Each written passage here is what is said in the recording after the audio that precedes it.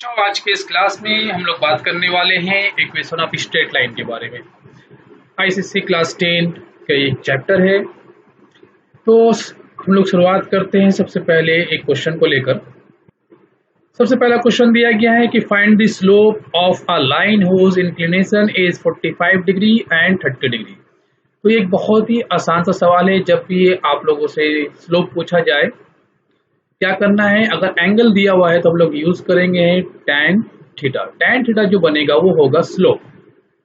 ठीक है, tan theta का वैल्यू हम लोगों को स्लोप का वैल्यू मिलेगा। तो हम लोग लिख सकते हैं कि पहले केस में नंबर 1 में स्लोप जो है वो क्या है, slope equal to tan 45 degree equal to 1। दूसरे में जवाब क्या होगा, slope equal to tan 30 degree equal to 1/√3। ठीक है, तो ये हुआ नंबर 1 का आंसर 1 होगा और नंबर 2 का आंसर 1/√3। यहाँ पर इस क्वेश्चन में आप लोगों से ग्रेडियंट पूछा गया, मतलब ये इंक्लिनेशन पूछा गया है और ग्रेडियंट दिया गया। ग्रेडियंट मतलब क्या होता है कि स्लोप का वैल्यू दिया गया। हम लोगों को स्लोप दिया गया है, पहले नंबर में 1 है, दूसरे में √3 है और तीसरे में 1/√3 है और थीटा का वैल्यू पूछा गया। तो कि जैसा कि हम लोग जानते हैं कि स्लोप इक्वल टू क्या होता है, tan थीटा। मतलब यू लिख सकते हैं कि tan theta equal to slope. ठीक है, तो पहले नंबर क्वेश्चन में देखते हैं tan थीटा का वैल्यू। tan थीटा लिख लेते हैं और स्लोप इक्वल टू क्या है, 1। थीटा कितना होगा, 45 डिग्री, क्योंकि tan 45 डिग्री 1 होता है। दूसरे नंबर में आते हैं कि tan थीटा इक्वल टू √3 है। √3 tan के केस में जब थीटा 60 डिग्री होता है तो वैल्यू √3 मिलता है। और तीसरे नंबर में आते हैं, tan थीटा क्या दिया गया है, 1/√3। और 1/√3 कब होता है, जब थीटा 30 डिग्री होता है। इस प्रॉब्लम में पूछा गया है कि find equation of straight line parallel to x axis. मतलब पैरेलल टू एक्स एक्सिस अगर हम लोग लाइन बनाते हैं, अगर एक्सिस ले लेते हैं तो parallel to x axis line कुछ इस तरीके का हो सकता है या फिर नीचे भी हो सकता है। ठीक है, तो पहला जो सवाल दिया गया है 2 यूनिट्स अबव, तो मान लेते हैं ये 1 है, ये लाइन 1 x इक्वल टू 1 है और ये x इक्वल टू 2 है। ठीक है, 2 units above y equal to 2, तो यहाँ पर मान लेते हैं यहाँ y1 है और यहाँ y2 है, तो ये होगा y equal to 2 equation of line number 1 का आंसर। नंबर 1 का आंसर क्या होगा, y इक्वल टू 2। नंबर 2 के आंसर में क्या लिखेंगे, 3 यूनिट्स बिलो, तो ये मान लेते हैं 1 है, ये 2 है और ये 3 है। तो y इक्वल टू क्या है, ये -3, तो इसे हम लोग इस तरीके से भी लिख सकते हैं, y + 3 इक्वल टू 0। ये आंसर होगा नंबर 2 का। और इसे y इक्वल टू 2 को हम लोग y - 2 इक्वल टू 0 भी लिख सकते हैं। इसी तरह का एक और क्वेश्चन दिया गया है कि पैरेलल टू y एक्सिस और 3 यूनिट्स राइट और 2 यूनिट्स लेफ्ट। तो parallel to y axis line किस तरीके का बनेगा, हम लोग बना सकते हैं, कुछ इस तरीके का लाइन हो सकता है, इस तरीके का पैरेलल हो सकता है लाइन। ठीक है ना, ओके। अब क्या बोला गया है, 3 यूनिट्स राइट, तो अगर मान लेते ये 1 है, ये x इक्वल टू 1 है, ये x इक्वल टू 2 है और ये x इक्वल टू 3 है, तो इसे क्या लिखेंगे, x इक्वल टू 3, मतलब x - 3 इक्वल टू 0। ये आंसर होगा पहले का। पहले वाले का आंसर क्या होगा, x - 3 इक्वल टू 0। दूसरे वाले में क्या कहा गया है, 2 यूनिट्स टू द लेफ्ट, तो ये मान लेते हैं 1 है और ये 2 है, तो ये एक्चुअली में क्या है, -1, x इक्वल टू -1 है और ये क्या है, x इक्वल टू -2। तो इसका आंसर क्या होगा दूसरे वाले का, x इक्वल टू -2, और इसे हम लोग लिख सकते हैं x + 2 इक्वल टू 0। यहाँ पर एक सवाल दिया गया है कि find the equation of line parallel to y axis and passing through the point -3, 5।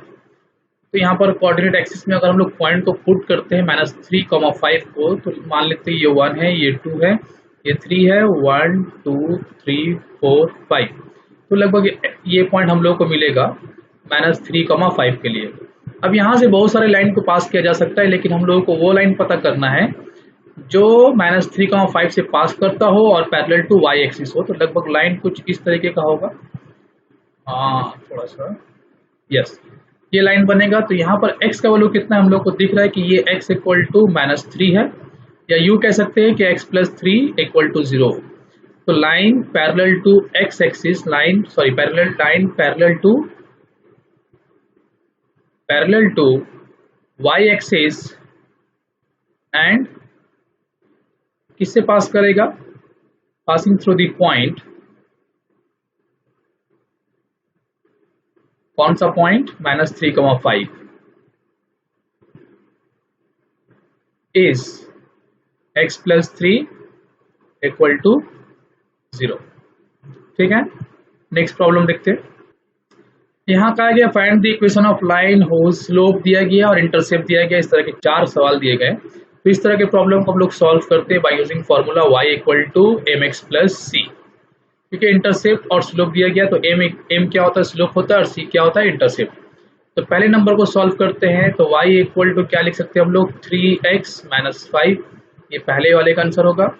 Number 2 में हम लोग क्या लिख सकते हैं, y = -2/7x + 3। इसे सॉल्व करने के बाद क्या होगा, 7y = -2x + 21 और 2x + 7y = 21।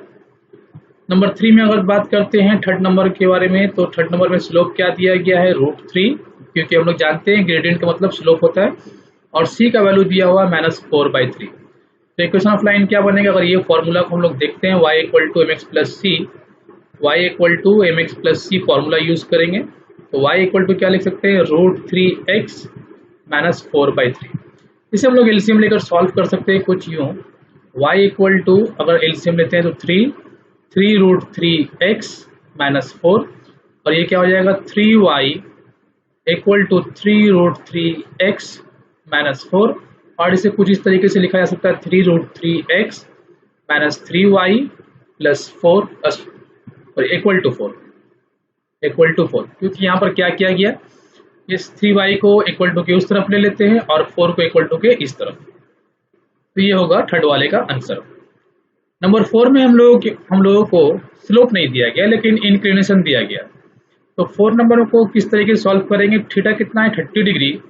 तो हम लोग जानते हैं कि स्लोप क्या होता है, स्लोप होता है tan थीटा, मतलब tan 30 डिग्री, मतलब ये होगा 1/√3।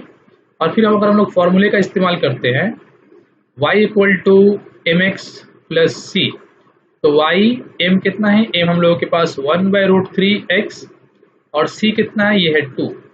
अब इसका अगर हम लोग एलसीएम ले लेते हैं, तो y = क्या होगा, एलसीएम √3x + 2√3, और फिर इसे अगर हम लोग √3 को वहाँ मल्टीप्लाई कर लेते हैं, √3 y = x + 2√3। ये हम लोग इस तरीके से छोड़ सकते हैं इस फॉर्म में। आगे बात करते हैं, दूसरे प्रॉब्लम को देखते हैं हम लोग। यहाँ पर पूछा गया है कि स्लोप और y इंटरसेप्ट पता करना है। तो किसी भी इक्वेशन ऑफ लाइन का अगर स्लोप पता करना है मतलब m, और y इंटरसेप्ट मतलब c, तो उससे पहले हम लोग y = mx + c के फॉर्म में लाते हैं, और यहाँ पर कोफिशिएंट ऑफ x जो होगा वो स्लोप बनेगा, और कांस्टेंट नंबर वो इंटरसेप्ट बनेगा। तो पहला प्रॉब्लम दिया गया है x - 2y - 1 = 0। इसे हम लोग कुछ इस तरीके से लिख सकते हैं, 2y = x - 1, 2y को उस तरफ ले लेते हैं। अब यहाँ पर y = क्या हो जाएगा, 1/2x - 1/2। तो यहाँ पर स्लोप क्या हुआ, कंपेयर करने से y = mx + c से अगर कंपेयर करते हैं, तो m की जगह पर क्या है, 1/2, और c की जगह पर क्या है, -1/2। दूसरे नंबर प्रॉब्लम को देखते हैं, 4x - 5y - 9 = 0।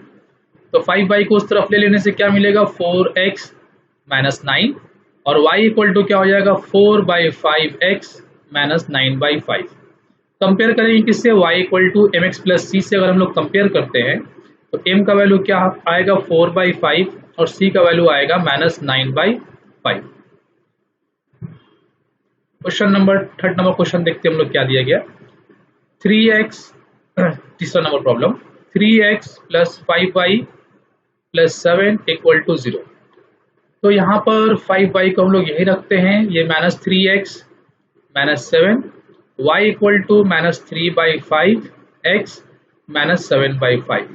अगर हम लोग कंपेयर करते हैं y = mx + c के साथ, तो m हम लोग को मिलेगा -3/5, और c हम लोगों को मिलेगा -7/5। तो स्लोप हुआ -3/5, और y इंटरसेप्ट हुआ -7/5।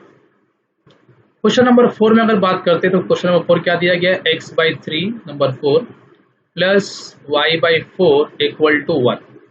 इसका एलसीएम ले लेने के बाद, या एलसीएम नहीं लेते हैं, y/4 = -x/3 + 1, और 4 को अगर मल्टीप्लाई कर लेते तो y इक्वल टू हो जाएगा -4/3x प्लस 4। कंपेयर कर लेते हैं y equal to mx plus c के साथ, तो m आएगा -4/3 और c होगा 4। तो यहाँ पर जितने सारे प्रॉब्लम दिए गए हैं सभी में हम लोग एक ही कंसेप्ट का इस्तेमाल कर रहे हैं, और वो कंसेप्ट क्या है कि y equal to mx plus c वाले लाइन से कंपेयर करना है जो भी इक्वेशन दिया जाए। मतलब आपको किसी भी तरह का इक्वेशन दिया जाए, आपको एक ऐसा फॉर्म बनाना है जो चेंज होने के बाद आपको y equal to mx plus c दिखे। तो हर इक्वेशन ऑफ लाइन में से अगर कोई भी इक्वेशन ऑफ लाइन दिया गया है और पूछा गया है कि स्लोप और इंटरसेप्ट पता करना है, तो करना क्या है, उसे y equal to mx plus c के फॉर्म में लेकर आना है। ओके, अब आगे बात करते हैं ये नंबर 5 और नंबर 6 के बारे में। तो y माइनस 3 इक्वल टू 0, तो मतलब क्या हो रहा है कि y इक्वल टू 3, और अभी अभी हम लोगों ने ग्राफ में देखा था कि ये line parallel to x axis है, तो line is parallel to x axis. Therefore जो लाइन, कोई भी लाइन अगर वो पैरेलल टू x एक्सिस होगा तो उसका स्लोप क्या होगा, स्लोप होगा 0। और इंटरसेप्ट जो कांस्टेंट नंबर है ये हम लोगों को इंटरसेप्ट देगा, तो इंटरसेप्ट मतलब c का वैल्यू क्या होगा, 3।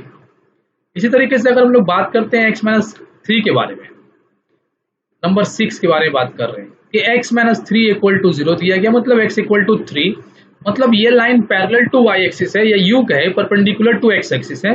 तो इस तरह के लाइन का स्लोप क्या होता है, अनडिफाइंड। तो स्लोप क्या लिख सकते हैं हम लोग, अनडिफाइंड। और इंटरसेप्ट चूंकि ये line parallel to y axis है इसलिए y एक्सिस को कभी कट नहीं करेगा, इसलिए c का वैल्यू क्या होगा, 0। हम लोग आते हैं अगले प्रॉब्लम की तरफ। यहाँ पर क्वेश्चन दिया गया है the equation of line PQ is 3y minus 3x plus 7, write down the slope. तो स्लोप निकालने को कहा गया है। तो बहुत ही सिंपल सा सवाल है, अभी भी हम लोगों ने किया है कि स्लोप निकालने के लिए किसी भी इक्वेशन ऑफ लाइन से अगर स्लोप पता करना है तो उसे हम लोग y equal to mx plus c के फॉर्म में चेंज करेंगे। तो 3x माइनस 7 को उस तरफ ले लेते हैं, प्लस 7 को, और y इक्वल टू क्या होगा, 3/3x माइनस 7/3, और सॉरी 3/3, तो 3 कैंसिल होने के बाद बनेगा 1x, या सिर्फ x लिख लेते हैं, माइनस 7/3। अब इसे हम लोग कंपेयर करेंगे किसके साथ, y equal to mx plus c के साथ अगर कंपेयर करते हैं तो m का वैल्यू आएगा 1 और c का वैल्यू आएगा माइनस 7/3। उसके बाद पूछा गया calculate the angle of the line PQ makes with positive direction of x axis. जब भी एंगल पूछा जाए तो हम लोग फॉर्मूला यूज करेंगे tan theta equal to slope. या पहले हम लोग लेट कर लेते हैं, let the angle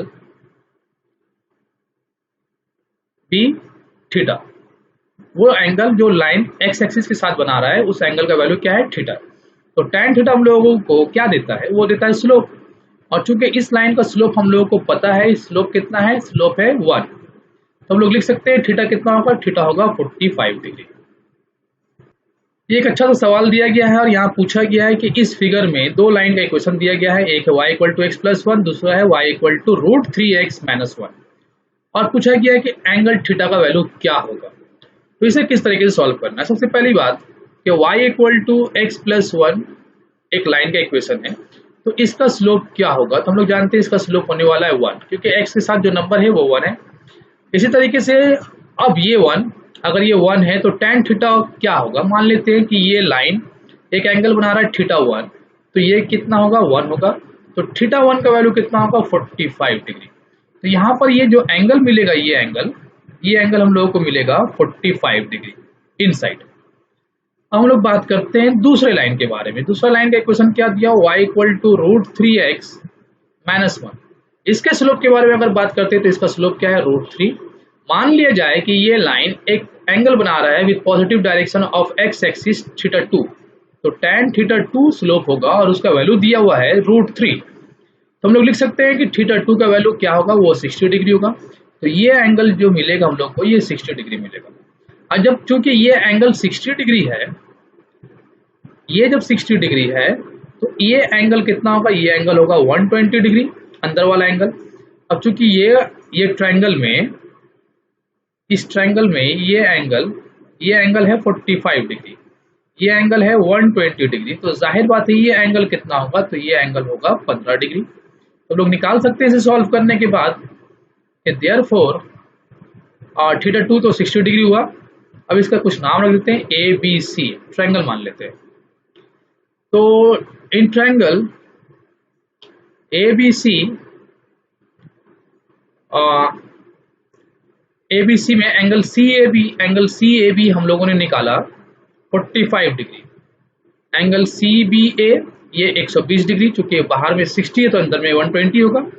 therefore theta plus 45 plus 120 ये सब होने वाला है 180 डिग्री। तो यहां से हम लोग कह सकते हैं कि थीटा का वैल्यू कितना होगा, 15 डिग्री। यहाँ पर एक सवाल दिया गया कि find the value of P given the line y/2 equal to x minus p passes through the point -4,4। जब भी इस तरह का प्रॉब्लम आप लोगों को दिया जाए कि एक लाइन किसी पॉइंट से पास कर रहा है, तो आप लोग उस पॉइंट को उस लाइन में पुट कर सकते हैं। तो y/2 इक्वल टू क्या दिया गया है, x माइनस p। हम लोग यहाँ पर पुट करेंगे, put x equal to -4 and y equal to 4। तो पुट करने से हम लोगों को कुछ इस तरीके से मिलेगा, 4/2 इक्वल टू -4 माइनस p, और ये हो जाएगा 2, तो 2 इक्वल टू -4 माइनस p, तो 6 इक्वल टू माइनस p, तो p का वैल्यू आएगा -6। इसी तरह का एक और क्वेश्चन दिया गया है, given that a,2a lies on the line y/2 3x minus 6 find the value of a। तो हम लोग क्या कर सकते हैं, यहाँ भी हम लोग वही कर सकते हैं कि y/2 जो लाइन दिया गया y/2 equal to 3x minus 6 put कर सकते हैं। हम लोग यहाँ पर पुट कर सकते हैं x के वैल्यू को a और y के वैल्यू को 2a। तो पुट कर लेने से हम लोगों को क्या मिलेगा, 2a/2 equal to 3a minus 6, और ये हो जाएगा a 3a minus 6 equal to 2a, और a का वैल्यू क्या आएगा, 3 आएगा। बच्चों यहाँ पर एक अच्छा सवाल दिया गया है कि y equal to mx plus c, और दो पॉइंट दिया गया है। इस बार एक पॉइंट है 1,4 और दूसरा पॉइंट है -2 -5, और चूंकि यहाँ पर दो वैल्यू भी पूछा गया है, m और c का वैल्यू पता करना है। तो इस तरह के प्रॉब्लम को किस तरीके से सॉल्व करते हैं, तो याद रखना कि इस तरह की प्रॉब्लम में दो वेरिएबल है, तो हम लोग दो बार पॉइंट को पुट करेंगे। एक बार पुट करेंगे 1,4 को, और दूसरी बार -2 और -5 को। y equal to mx plus c है, तो पहले हम लोग पुट करते हैं, put x equal to 1 and y equal to 4। तो पुट कर लेने से y इक्वल टू क्या मिलेगा हम लोगों को, m प्लस c, तो इसे इक्वेशन 1 बना लेते हैं। दूसरी बार हम लोग पुट करते हैं, put x equal to -2 and y equal to -5, किसमें, इसी इक्वेशन में। तो -5 इक्वल टू क्या होगा, -2x प्लस c, इसे इक्वेशन 2 बना लेते हैं। अब इन दोनों इक्वेशन को हम लोग सॉल्व कर लेते हैं। तो -5 equal to -2x plus c है, सॉरी -2m होगा, -2m, क्योंकि x का वैल्यू हम लोग ले रहे हैं ना, x का वैल्यू -2 दिया, प्लस c, और इक्वेशन 1 क्या था, 4 equal to m plus c। तो यहाँ पर हम लोग साइन को चेंज कर लेते हैं, तो ये आएगा -9, ये इक्वल टू -3m, और ये कैंसिल हो जाएगा। तो m का वैल्यू हम लोग को क्या मिलेगा, 3। इसे पुट कर लेते हैं, y 4 इक्वल टू क्या दिया गया था इक्वेशन 1 में, m प्लस c, तो 4 इक्वल टू 3 प्लस c लिख सकते हैं, और c का वैल्यू आएगा 1। देयरफॉर हम लोग लिख सकते हैं m का वैल्यू 3 है और c का वैल्यू क्या है, वो है 1। एक सवाल दिया गया है कि find the equation of line passing through the point इतना, और इसका इंटरसेप्ट है -3 ऑन y एक्सिस। तो इस तरह के प्रॉब्लम में क्या करेंगे, हम लोगों को क्या पता करना है, इक्वेशन ऑफ स्ट्रेट लाइन पता करना है। तो पॉइंट जो दिया गया है, एक पॉइंट है 2, -5 पॉइंट दिया गया है, और c का वैल्यू दिया गया है -3। तो हम लोग लेट कर लेते हैं, let equation of line, equation of straight line, या लाइन सिंपली कह सकते हैं, b y equal to mx plus c। अब चूंकि ये लाइन इस पॉइंट से पास कर, हम लोग पुट कर सकते हैं, put x equal to 2, y equal to -5 and c equal to -3। तो पुट करने से हम लोग को मिलेगा -5 इक्वल टू 2m -3, तो -5 प्लस 3 इक्वल टू 2m, और -2 equal to 2m। Therefore m का वैल्यू क्या आएगा, ये आएगा -1। देयरफॉर लाइन क्या था, y equal to mx plus c। तो चूंकि m का वैल्यू हम लोगों को पता है क्या है, वो -1 है, तो -1 इंटू x लिख लेते हैं, और c का वैल्यू क्या है, वो है -3। देयरफॉर इक्वेशन ऑफ लाइन हम लोग लिख सकते हैं x plus y plus 3 equal to 0। यहाँ पर एक और सवाल दिया गया है, ये भी बिल्कुल उसी तरह है, बस यहाँ पर इंटरसेप्ट की बजाय स्लोप दे दिया गया है। तो पहले हम लोग पॉइंट को नोट कर लेते हैं, पॉइंट क्या है, -1, 2, और m का वैल्यू क्या दिया गया है, 2/5। तो हम लोग लेट कर लेते हैं, let equation of line be y equal to M X plus C. ठीक, तो अभी यहाँ क्या करेंगे, पुट करेंगे हम लोग x को -1, y को 2 और m को 2/5 पुट करेंगे। तो पुट कर लेने से क्या मिलेगा, 2 इक्वल टू -m प्लस 2/5। इसका एलसीएम अगर ले लेते हैं तो 2 इक्वल टू 5 एलसीएम आएगा, -5m, ठीक है, -5m प्लस 2 और 10 इक्वल टू -5m प्लस 2 को उस तरफ ले लेने से क्या आएगा, 8 इक्वल टू -5m और m का वैल्यू हो जाएगा -8/5। क्योंकि हम लोग को यहाँ पर m तो हम लोगों को दिया गया था ना, c निकालना था। तो चलो इस प्रॉब्लम में m के बजाय गलती से c के बजाय m यूज हो गया। ठीक है, इस प्रॉब्लम को फिर से कर लेते हैं। तो y इक्वल टू क्या था, mx प्लस सी, इसे कैंसिल कर लेते हैं। तो y का वैल्यू हम लोग क्या पुट करने वाले हैं, 2 और x का वैल्यू क्या है, -1। तो माइनस m का वैल्यू भी है 2/5 है और x का वैल्यू -1 प्लस सी। तो इसे लिख लेते हैं 2 इक्वल टू -2/5 प्लस सी। तो 2 प्लस 2/5 इक्वल टू सी और इसका एलसीएम ले लेने से क्या आएगा, 5 to the 10 plus 2 12/5 equal to C. तो हम लोगों को सी का वैल्यू पता है और m का वैल्यू पता है, देयरफॉर हम लोग लिख सकते हैं कि y equal to M X plus C जो लाइन होगा वो क्या बन जाएगा, वो बनेगा 2/5x प्लस 12/5 और अगर एलसीएम लेते हैं तो 5y equal to 2x plus 12। यहाँ एक और अच्छा सवाल दिया गया है, कहा गया है कि इंक्लिनेशन है 60 डिग्री और पॉइंट दिया गया है 0,-3। तो पॉइंट लिख लेते हैं 0,-3 और थीटा का वैल्यू दिया गया है 60 डिग्री। क्योंकि हम लोग जानते हैं अगर थीटा 60 डिग्री है तो स्लोप क्या होगा, स्लोप होता है tan थीटा के बराबर, मतलब tan 60 डिग्री, और tan 60 डिग्री का वैल्यू हम लोग जानते हैं होता है √3। हम लोग लेट कर लेते हैं इक्वेशन ऑफ लाइन को, y equal to M X plus C. यहाँ पर y की जगह पर क्या पुट करेंगे, -3m और x की जगह पर 0, x की जगह पर 0 पुट होगा ना, 0, और c का वैल्यू हम लोगों के पास नहीं है। तो चलो ठीक है, c का वैल्यू नहीं है तो इसे छोड़ देते हैं, प्लस c लिख लेते हैं। तो फिर यहाँ पर -3 इक्वल टू c, तो c का वैल्यू हम लोगों को क्या मिला, -3। नाउ इक्वेशन ऑफ लाइन क्या है, इक्वेशन ऑफ लाइन तो ये है ना, y equal to M X plus C, यही तो हम लोगों ने लेट किया। अब y को y रहने देते हैं, m की जगह पर हम लोग क्या लिख सकते हैं, m को लिख सकते हैं √3 इंटू x और c का वैल्यू क्या है, c का वैल्यू है -3। तो ये हम लोगों का बना इक्वेशन ऑफ स्ट्रेट लाइन। बच्चों इस क्वेश्चन में दिया गया है कि ग्रेडियंट पता करना है, 2 पॉइंट दिया गया है।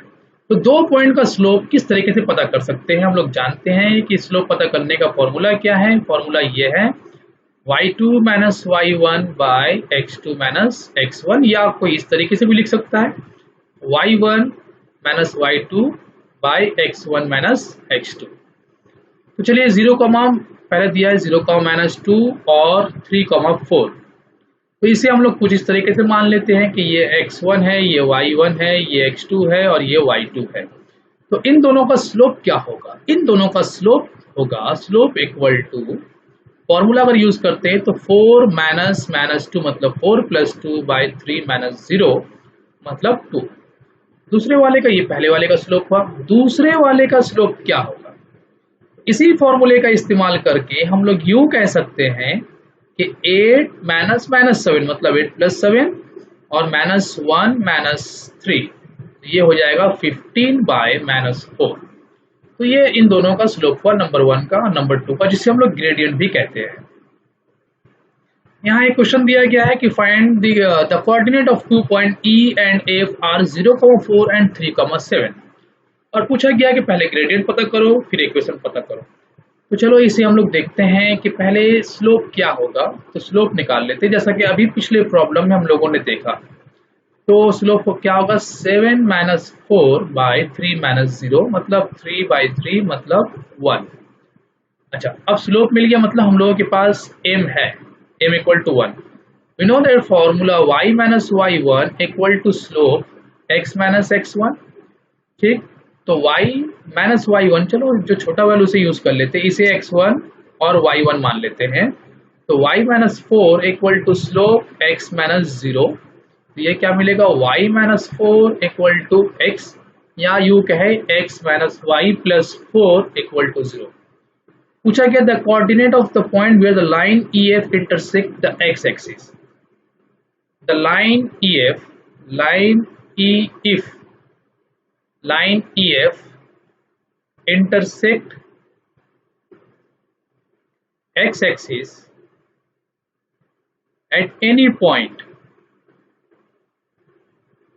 then ordinate of that point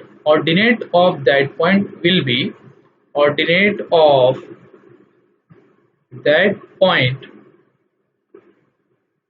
be zero. You know that कि कोई भी लाइन अगर x एक्सिस को कट करता है तो वहां पर y का वैल्यू क्या होगा, 0 होगा। तो हम लोग क्या करेंगे, इस इक्वेशन में y को 0 पुट कर लेते हैं। तो x minus 0 plus 4 equal to 0, मतलब x का वैल्यू क्या आएगा, माइनस 4। फिर कोऑर्डिनेट ऑफ पॉइंट हम लोगों के पास होगा, कोऑर्डिनेट क्या हो जाएगा, कोऑर्डिनेट विल बी माइनस 4, 0। ये पॉइंट होगा। अगर हम लोग ग्राफ में देखना चाहें तो कुछ इस तरीके से हम लोग कह सकते हैं कि एक लाइन पास करने के बाद x एक्सिस को जिस पॉइंट पर काट रहा है वो पॉइंट क्या है, वो पॉइंट है माइनस 4, 0। तो बच्चों आज का क्लास हम लोग यहीं पर खत्म करते हैं। अगले क्लास हम लोग यहीं से फिर कंटिन्यू करेंगे और इक्वेशन ऑफ स्ट्रेट लाइन के ऊपर और भी बहुत सारी प्रॉब्लम को हम लोग सॉल्व करेंगे।